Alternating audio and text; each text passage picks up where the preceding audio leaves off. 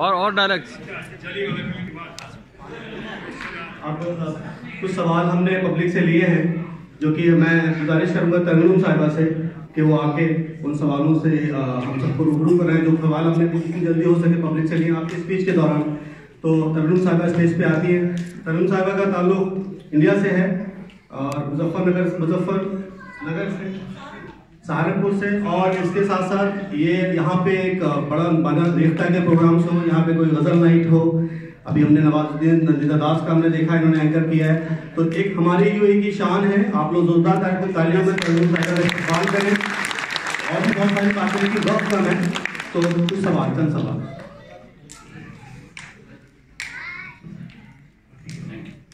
शुक्रिया समुष्टा, आदाब। पहले भी लोग आए कितने ही महफिलों में, पहले भी लोग आए कितने ही महफिलों में, वो हर तरह से लेकिन औरों से था जुदा सा। तो शत्रुघ्न सिन्हा साहब अपनी एक मुनफरिद पहचान तो बेशक रखते हैं, इंडस्ट्री में जब आए तो बहुत अलग अंदाज, आवाज के तो क्या ही कहने, और शख्सियत ऐसी कि वाकई अपनी मिसाल आप। तो आपकी स्पीच में से ही कुछ मैंने पॉइंट्स लिए हैं, क्योंकि इल्म अदब की महफिल है, तो सबसे पहला सवाल ये कि आपके फैमिली में एजुकेशन की, तालीम की बहुत अहमियत रही है। आपके वालिद साहब डॉक्टर, उस जमाने के यूएस से तालीम याफ्ता, आपके एक भाई स्पेस साइंटिस्ट, एक एविएशन साइंटिस्ट, एक डॉक्टर। तो एंटरटेनमेंट इंडस्ट्री की तरफ रुझान कैसे हुआ? बचपन में आप बेहोश होने की एक्टिंग करते थे, कभी गूंगे हो जाते थे, तो क्या स्कूल कॉलेज में थिएटर एक्टिंग वगैरह करते थे आप? नहीं, मैं आपके सवाल में ही आपका जवाब है। मैं बहुत आपका शुक्रगुजार हूँ कि आपने बढ़िया से इतने कम समय में रिसर्च भी कर लिया और आपने रिसर्च करके उसका निचोड़ आपने पेश भी कर दिया। बहुत अच्छा लगा। नहीं, जो आपने कहा बचपन में जो गूंगे बहरे होने की, क्या बेहोश होने की जो एक्टिंग करता, वही टैलेंट था। कितने कन्विक्शन से किया हमने कि कई बार जब तक डॉक्टर नहीं आया तब तक कोई माँ भी नहीं हमें होश में ला सकी और कोई नहीं हो सकता। तो ये कन्विक्शन था उस वक्त। मुझे नहीं पता था इसे, मैं तो शरारत समझ के कर रहा था, वो मुझे नहीं पता था कि यही टैलेंट था। और इसी टैलेंट को पहचाना हमारे साइंस कॉलेज में। मुझे कई लोग समझते हैं मैं थिएटर में, चाहे मेरे स्पीचेस सुन के लोग कहते हैं कि मैं अच्छा बोलता हूँ, चाहे ऑडिटर पार एक्सलेंस हूँ, लेकिन ये मौका मुझे कभी मिला नहीं है, ना मेरा कोई जुगाड़ लगा कॉलेज में, स्कूल में। हाँ, डिबेट में अवार्ड मिला था मुझे एक बार, और बिहार के पूरे डिबेट में। लेकिन ये टैलेंट का मामला था, ये तो हमारे टीचर ने समझाया कि देखो 3 चीज होती है, अगर पढ़ाई लिखाई, खेल कूद और आर्ट एंड कल्चर।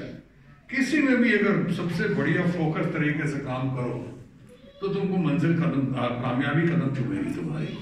इसीलिए मैं उसका करके फिर FTI में क्या बाकी हिस्ट्री है।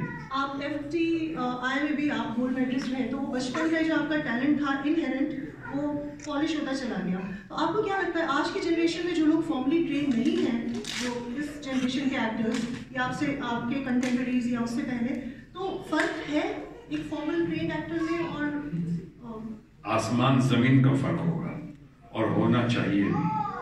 आप कई लोग बाथरूम सिंगर बहुत अच्छे होते हैं, गाना गाते हैं, लेकिन अगर लता मंगेशकर बनना है, मोहम्मद रफ़ी बनना है, या किशोर कुमार बनना है, या नौशाद मियाँ बनना है, या रहमान बनना है, तो आपको तो फिर 7 सुरों का नॉलेज, ज्ञान होना बहुत ज़रूरी है।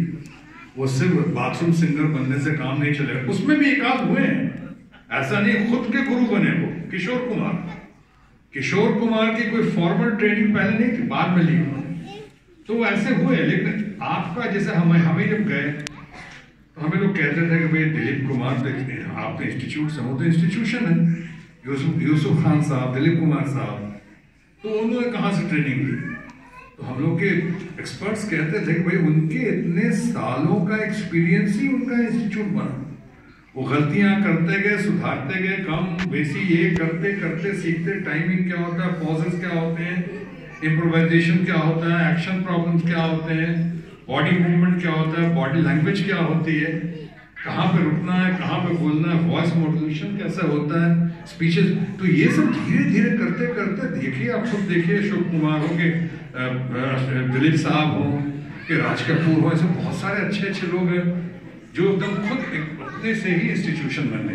इसलिए जो लोग के बच्चे, और वो आजकल बहुत मशरूमी कमर्शियल इंस्टीट्यूट बहुत आ गए, 3 महीने वाले ना बाकायदा अगर ट्रेनिंग लेकर जाएंगे तो बहुत अच्छा होगा, सोने पे सुहागा होगा। Talent plus training. आपने भी बात की ज़बान और लहजे की, एक्टिंग में ये सब भी बहुत ज़्यादा मायने रखता है। तो ज़बान या लहजा एक रीजन का होता है, खत्ते का होता है। तो आपका लघु लहजा जहाँ से आप ताल्लुक़ रखते हैं, उस लिहाज से बहुत साफ ज़बान और बहुत अच्छा लहजा है।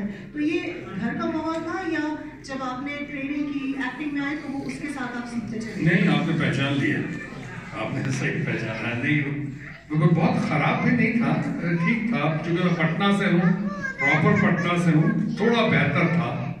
लेकिन ये जो तलफ़्फ़ुज़ वगैरह का जो जिक्र कर रही हैं आप, डिक्शन, प्रोनाउंसिएशन, ये फिल्म इंस्टीट्यूट में गया तो वो ट्रेनिंग का नतीजा है। वहाँ बाकायदा समझाया गया, लर्न किया, अनलर्न किया, फिर लर्न किया। वहाँ पे उर्दू पे ज़्यादा जोर दिया गया। उर्दू यानी हमारी फिल्मों में देखिए कोई गलतफहमी है, लोग कहते हैं कि हम हिंदी फिल्मों में काम कर रहे हैं। दरअसल हम हिंदी फिल्मों में काम नहीं करते हैं, हम हिंदुस्तानी फिल्मों में काम करते हैं। गंगा जमुना की तहजीब उसके हिसाब से हम लोग बाकायदा दोनों को मिलाकर साथ चला, दोनों हमको साथ लेके चलती है। अभी आपको पता होगा, और मैं वो कहना अभी सैल्यूट कर रहा हूँ, कल ही तो वर्ल्ड उर्दू डे था, कल। Yes, Allama Iqbal, great poet Allama Iqbal का सेंटेंस है, तो इसलिए तो हमको सलाम नहीं कर, चलो आपके क्वेश्चन के जवाब में सलाम किया।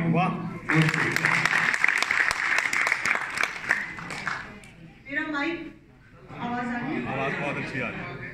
नहीं, मुझे लगा कि खामोश तो कहा नहीं इन्होंने, माइक को तो बहुत अच्छे, बहुत जान। आप कुछ कहना चाहें? मैं वक्त के हिसाब से ऑडियंस से सवाल ले पाऊंगी, मुझे एक सवाल की इजाजत है।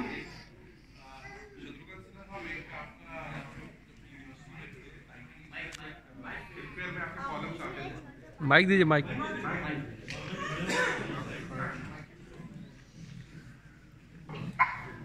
आदाब जी, मेरा ताल्लुक लखनऊ से है और मैं अलीगढ़ मुस्लिम यूनिवर्सिटी का तालिब इल्म रहा हूँ। तो 90s में फिल्म हम लोग पढ़ते थे, तो उसमें एक लास्ट में तरफ एक कॉलम आता था, तो बड़ा ही full of humour and satire वो होता था। और उसमें नीचे आप कहते थे कि इसका पॉलिटिक्स से कोई मतलब नहीं था, तो मैं बहुत शौक से उसको पढ़ा करते थे।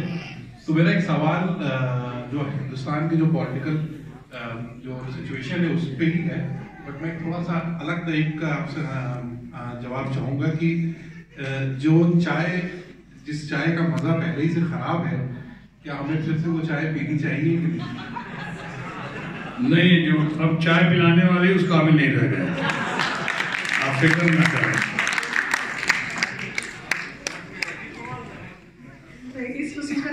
और वो बता दूं आपको, फिल्म फेयर में मेरा जवाब अभी भी चल रहा है।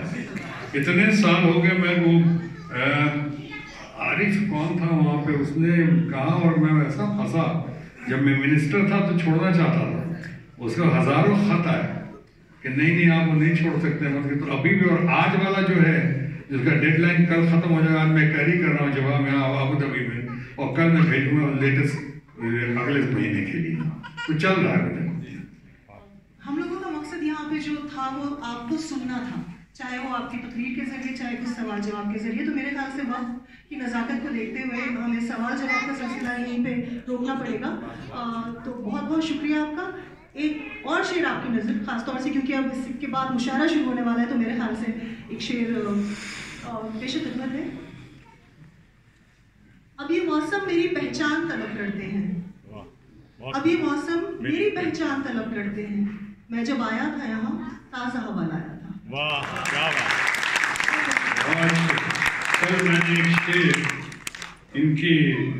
इनकी नज़र की थी हमने, और वो चूँकि लोकेशन चेंज है बट सिचुएशन सेम है, तो मैं आज फिर से दोहरा दूँ। मैं इनके लिए किया था कि जो बड़ी बड़ी बातें, जो चाय का जिक्र किया आपने, चाय वालों का जिक्र किया, सब क्या क्या बातें नहीं कहे जाते हैं, कुछ बातों में दम रहे ना रहे, कह जाते हैं, तो मैंने इन पे कही थी कल बात कि जो पहुंच गए हैं मंजिल पे उनको तो नहीं है नाज़े सफर, जो पहुंच गए हैं मंजिल पे उनको तो नहीं है नाज़े सफर, 2 कदम अभी जो चले नहीं रफ्तार की बातें करते हैं।